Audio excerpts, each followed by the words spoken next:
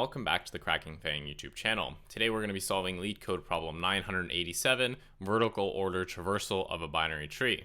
But wait, haven't we already solved this problem? Yes, we have. Turns out there's two problems on Leetcode with the exact same name. One is a medium, and this one is the hard version. But if you know how to solve the medium, you know how to solve the hard one because it's literally the same algorithm. There's just one tiny line difference in your code that you need to make, and you'll see why in a second here. But essentially, if you know how to do that one, don't stress. This is literally the same problem with a very minor discrepancy. So let's read the question prompt and we'll go through it quite quickly because we've already done a video on this problem. So given the root of a binary tree, calculate the vertical order traversal of the binary tree.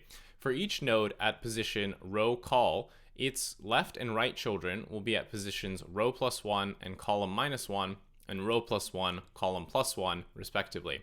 The root of the tree is at 0, 0. The vertical order traversal of a binary tree is a list of top to bottom orderings for each column index, starting from the leftmost column and ending on the rightmost column. There may be multiple nodes in the same row and the same column. In such a case, sort these nodes by their values. And we want to return the vertical order traversal of the binary tree. So just like the way we solved it in the last iteration, what we want to do is we want to think of our binary tree here as if it were a two-dimensional grid, right? So let's kind of draw the lines here and pretend that we're actually drawing a grid. So we can see, whoops, that's a terrible line. It should go through here. This is another one. This will go through here. And then we'll do one here, and we have one here. So this one's a little bit tricky because these are technically in the same column, but we'll get to that in a second. So what we want to do is we just want to find all of the node values in a certain column, and the way that we're going to do that is we're actually going to group them by the the column position here, right? So what we can do is actually, let's build this. So we're going to store it in a dictionary, and we're basically just going to store for each position column all the values that have that column, right? So for -2, there's only one, and it's this node 4 here. So that's easy. For the -1 column, there's also just one value here, and it's going to be this 2. And then for the 0th column, we actually have 3 values here. We have the 1, the 6, and the 5. So we add them here because they all share the same column. Like I said, it's a little bit weird. It doesn't look like they're on the line, but because they have the same column, technically they're in the same column. And then we also have this node here in column 1. So we put the 3 here. And then we also have the column +2, which has the value 7. So those are all of your column values. And now what we want to do is we want to return them, right? And remember that we actually have to deal with the this little discrepancy here, that if there's multiple nodes, they should be sorted by their values. So we want to do the column traversal. So we go from left to right. So our final solution would be a list. So in the first column, obviously there's only one value in the -2, which is the smallest column. So we would return 4 here. And then we go to -1. Again, there's only one value here. Now what we need to do is figure out what we're going to do for 0, right? Because this is the next column over. And we want to sort these nodes by their values. So obviously this is going to be 1, 5, 6, because obviously 5 is smaller than 6, but obviously greater than 1. So this would be the sorted ordering for the 0th column. Pretty simple. And then for the first column, all we have is 3. And then for the second column, all we have is 7. So that's going to be your final answer. So you'll notice that the approach that we take is basically the same as last time. We basically, we're going to do a breadth first search traversal to just visit all of the nodes. We'll keep track of their position because we can keep track of this like row and column value.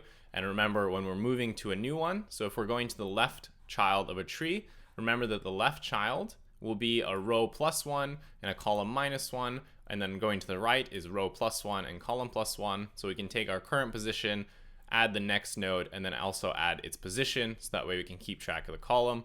We'll add this column to our dictionary here, add the values, and then at the end we just need to parse this going from basically the smallest value we've seen to the largest one, extract the values in the middle, and basically sort them in order. And there you go, that's your answer. So pretty straightforward. Again, the only discrepancy here with the other problem is the case when you have multiple values for the same column. In this case, you actually just want to sort them. I think in the last one, it didn't matter what order you traverse them in, as long as they were part of the same column, it was accepted. But now, unfortunately, you actually have to keep track of these values here. So that is a little bit annoying, but it's okay. So, all right, let's go to the code editor and we're gonna type this up. Okay.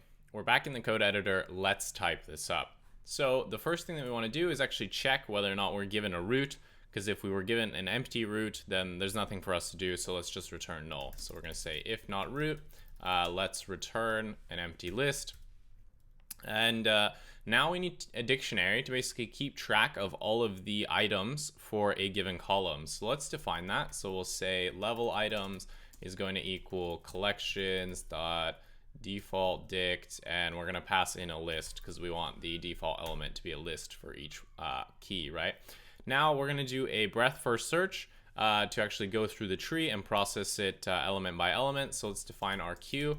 So we're gonna say collections.dec, and then we're gonna initialize it with our root, obviously, and we know that the root occurs at 0, 0 in terms of the column and row position. So we also need to keep track of the smallest column we've seen and the largest column we've seen, because remember, we need to return the values from the leftmost column to the rightmost column. So we're gonna need to set up a for loop to actually go from the smallest column to the largest column, and then we're gonna extract the values out of the dictionary here, because obviously the dictionary keys aren't sorted, they're based on the insertion order, so we need to actually get them in that sorted order in terms of left to right by column value. So we're going to say the minimum column that we've seen is going to be float infinity, and the maximum column we've seen is going to be float, whoops, what's going on here, float negative infinity, right? Okay. So now we need to actually process the tree. So we're going to say while queue, and we're going to say the current node we're working with, its row position, its column position is going to be queue.pop left. And now what we're going to do is we need to update our min and max here if it is appropriate to do so. So we're going to say if the column is less than the minimum column value, then what we want to do is we want to say that the new minimum column value it's going to be the column. Oops, what's going on? Okay, and then we're going to say if the column is actually greater than the max column, what did I call it? Yeah, max call. Then we want to say max call equals the column. Okay, cool. So what we want to do now is we want to add the value here for the actual column to our level items. So we're going to say level items. So for the items for that level, or that column, if you want to think about it that way. So for that column, we're going to, what is going on here? Dot append, we're going to append the node value, because that's what we're interested in. And we also actually need the row value, because remember here, if there's two elements on the same row, then we need to sort them by the node value. And we also want to give the rows in sorted order, right? It's not just enough to sort the values by value. They actually need to be in the same row order. So we only want to sort items that are on the same order, on the same row by value. We don't want to actually sort the entire list of items on a given column by value. It needs to also respect the original row order. So that's why we need the row here. So simple enough. If now we need to actually process the left and the right children. So we're going to say if node.left, we're going to add that to the queue. So if we have a left child, we're going to add it. So we're going to say node.left. And remember, going left is row +1 and the column -1. And then we're going to do the same thing for the right. We're going to say if node.right, we're going to say queue.append. And this time it's going to be the right node. And remember, going to the right is row +1, column +1. Cool. So that is how we're going to go through the tree with a breadth first search to actually parse out all these rows. Simple enough. Now what we're going to do is we need to actually go get our results. So let's define a variable here, res, which is going to store our result. I have no idea why Leetcode is complaining. this new UI is horrendous. I hope they revert back to what it was before. Can I turn off? Ah, nice. Okay, that's so much better. All right, now we need to actually process things, and remember, we want to return it from the leftmost column to the rightmost column. Luckily, we have been tracking those values, which is the reason why we have these two variables here, and we've been doing our updates as we go along. So we're going to say for level in range from the minimum column to the maximum column +1, and it's +1 here again because we want to include the max column because it could have values, and obviously range stops before the actual value on the second item here, so we need to do +1 so that it actually includes it. So we're going to say the items on that level are going to be level items for level here. Oops, level.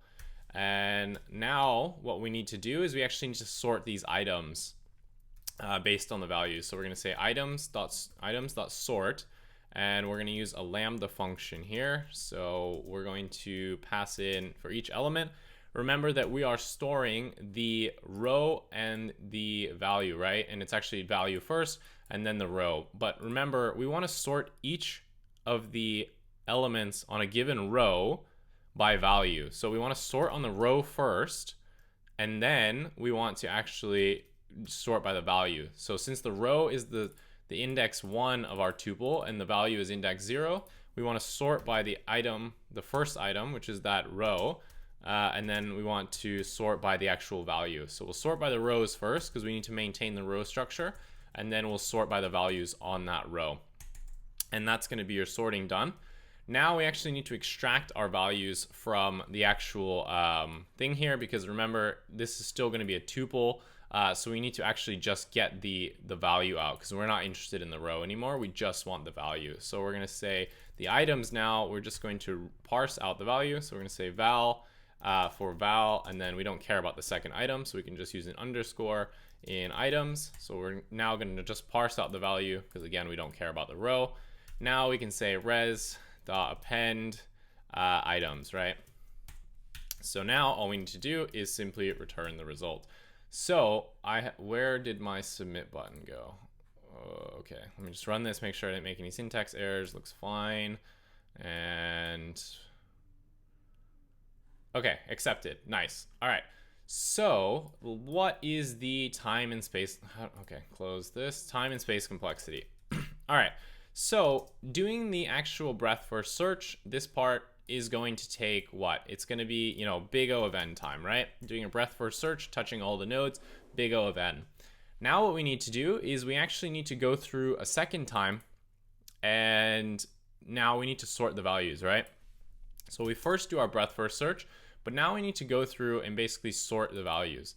So obviously there's going to be, you know, the amount of columns we have is going to be dependent on how big our tree is, right? So it's going to be n times, and we know that we have to sort something, so it's going to be log. But what is that log, right?